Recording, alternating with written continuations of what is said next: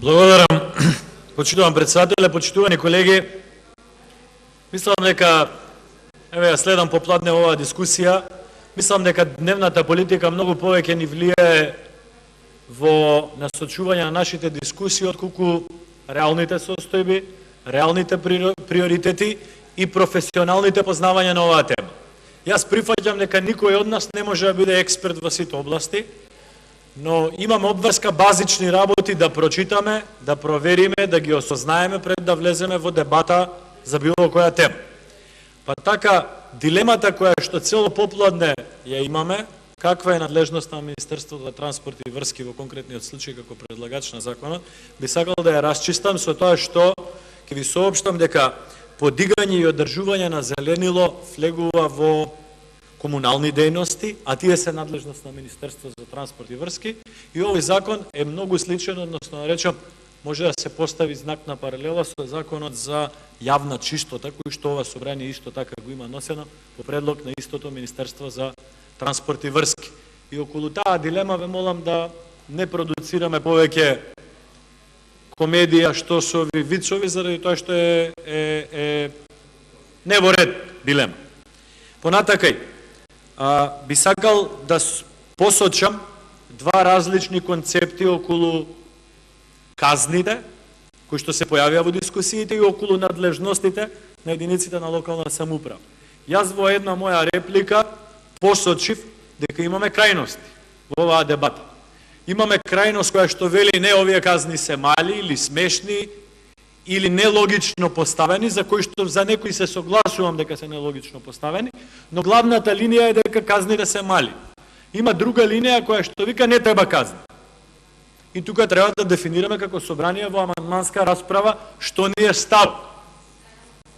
Во принцип, тие што мислат дека овие казни се мали или смешни, треба да поднесат амандмани и да дискутираме конкретно. Дека има некои грешки, има. Веројатно дел од амандманите ќе бидат прифатени. Но дека како концепт е погрешен концепт, не се согласува.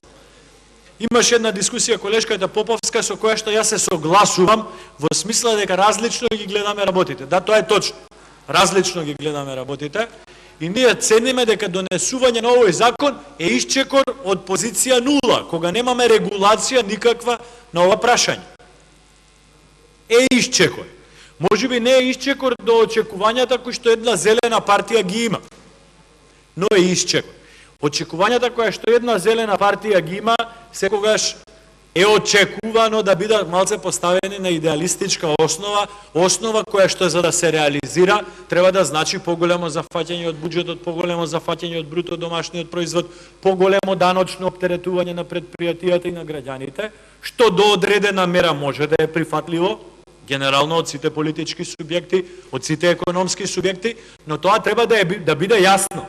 Треба да знаеме дека идеалниот концепт кој што Зелената партија во Македонија го застапува, ќе чини толку плюс средства за подигање на индустријски објект, ќе чини плюс толку средства за подигање на незагадувачка индустрија, ќе чини плюс толку средства за изградба на индивидуален дом, ќе чини толку плюс средства за отворање на ново работно место. И во ред е таа дебата. Не бегаме. Ни сега, ни во иднина. Оваа тема никогаш нема да заврши. Но треба тоа да го имаме на хартија.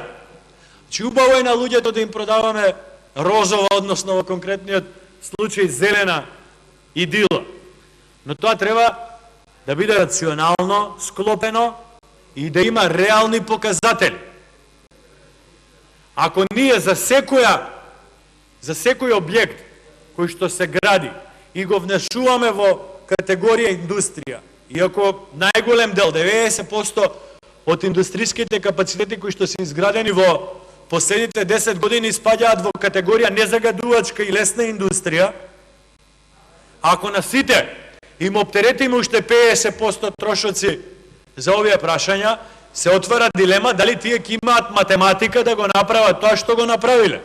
И затоа треба да бидеме внимателни. Јас ги разбирам приоритетите на Зелена партија, но мислам дека целиот овој процес на практично воведување на некаков си ред треба да оди чекор по чекор и треба да биде пресметан внимател. Јас имам право да зборувам за екологија и за животна средина, заради тоа што потекнувам од град, кој што имал со децении проблеми од тоа прашање и сум докажал конкретно низ моја борба дека знам да се борам за ова прашање. Затоа не чувствувам никаква задршка да излезам и да се спротивставам на нелогични аргументи. Понатакај, слушаме еуфорични говори кои што се со цел дневно да се поентира. Па слушам пратеник од Охрид од СДСМ како е вознемирен за заштитата на екологијата, истиот тој како советник во Советот на град Охрид со години даваше поддршка на сите урбанистички планови на господинот Ацо Петрески, кој што го пренаполни Охрид со градби, за кој што немаше предвидено околу зеленило. Во секој ќош се сруши автобуска станица, наместо да се изгради парк, се напикаат 10 згради. Зелени зони по периферијата на Охрид се направија сиви зони. Зошто? За да се изгради зграда повеќе или стан повеќе. Може би имало причина тоа да се прави. Може би на Охрид му требале средства да ги исплати тие 50 милиони евра долгови. Ама советник кој што гласал за тоа сега да ни држи часови по екологија, тука е малце непримерно и е надвор од рационалност.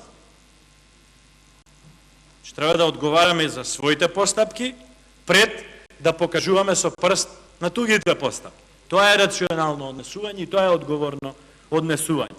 Или слушам цел ден како СДСМ кој ќе дошол на власт ќе пазел на екологија, на животна средина.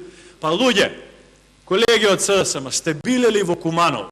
Ете, таму сте на власт со децени. Сте билели во Куманово. Сте видели ли дека пред една година практично сите дрва во така наречениот Долен парк вашиот градоначалник ги исече? Сте видели ли дека во така наречениот Горен парк дива депонија, стоваришта градат, оние кои што во втор круг го избраа за градоначалник? Дива депонија. Сте ја погледнале ли вие Кумановска река на што личи? Ајде, сите што држите дискусии, сите што се јавувате за реплики за екологија, соберете се, организирајте се, отидете во Куманово, ова што нам ни го кажувате, кажете му го на вашиот градоначалник. Или на вашата општинска организација, на вашиот пратеник тука, на вашиот министар за внатрешни работи. 20 години владеете со Куманово. По-комунално неуреден град од Куманово во Македонија нема. На првото влегување од бензиската десно, експлозија од ѓубре, од комунален неред. Ја жалам што е така, но тоа е надлежност на локалната самоуправа. Пред да покажете во тугиот двор, ве молам погледнете во вашиот двор. Или во Струмица. Прашање кои биле тие згради, па ја 10 пати у животот сум бил, ќе ви извадам на Google Maps, ако некој се обиде тука да реплицира, ќе ви ги покажам зградите, ќе ви ги покажам рестораните кои што се изградија у последните 7-8 години, ќе ви кажам дека тој парк не го изгради Зоран Заев, го изгради господинот Грчев. Ве молам, значи да не ја злоупотребуваме оваа тема, за дневна политика. Не е во ред. Значи приоритет на сите политички партии треба да биде заштита на зеленилото. Ама тоа треба да оди низ рационална дебата, низ дебата која што ќе нуди рационални решенија, а не низ гола политичка пресметка. Мислите луѓето не ја гледаат седницата и не си ставаат прст на глава? Мислите дека со 3 убави зборови вие сте ја завршиле работата и луѓето заборавиле што сте правеле во минатото или што правите во моментот онаму каде што вие имате одговорност да работите? Или за општина Центар. Сакате за Дебар мало да ве подсетам како го наказивте? Сакате да ви ги набројам сите урбанистички планови изгласани од вашиот градоначалник на Центар пред неколку мандати? Не е во ред таква дебата, не е во ред таква дискусија. Денешната дискусија требаше да биде дискусија на концепти. Денешната дискусија требаше да биде соочување со податоци и показатели. Дали доволно ги користиме европските фондови за животна средина. Тоа е тема за дискусија. Дали имаме показатели што значи дополнително финансиско оптеретување на предпријатијата со нови мерки? Дали имаме показатели која е можноста? Дали имаме показатели дека е потребно или е непотребна регулација на локалната самоуправа која што е надвор од урбаните средини? Јас се согласувам принципиелно со дискусијата на господинот Талат Џафери, во смисла дека не можеме да ги делиме рурални од урбани општини, но дали имаме показатели, дали е потребно во руралните средини да внесеме вакви одредби? И тоа треба да го имаме како рационален показател. Ние го претворивме парламентов во дневни напаѓања, дневна политика, малце навреди, малце подсмевања, малце комедија, без разлика. Јас разбирам дека сите сме при крај, можеби заради тоа што очекуваме ден побрзо и да се распушти парламентот. Дел од пратениците сакаат и да остават впечаток дека се борат за својот град, се борат за своји пратеници. Ја го разбирам сето тоа. Ама дајте луѓе да зборуваме врз база на рационални показатели и рационални премери. Овој закон можеби не е најдобриот закон. Овој што е предложен. Можеби во Европа има и подобри закони. Ама во Европа има невработено со 5%, 7%, 6%, 4%. Значи, Република Македонија има ограничен капацитет на ресурси за да се справува со сите приоритети. Ограничен капацитет. Значи, да имаме поголеми капацитети, веројатно побрзо ќе ги движиме работите. Ама имаме многу наследени проблеми кои што ја мачат ова држава.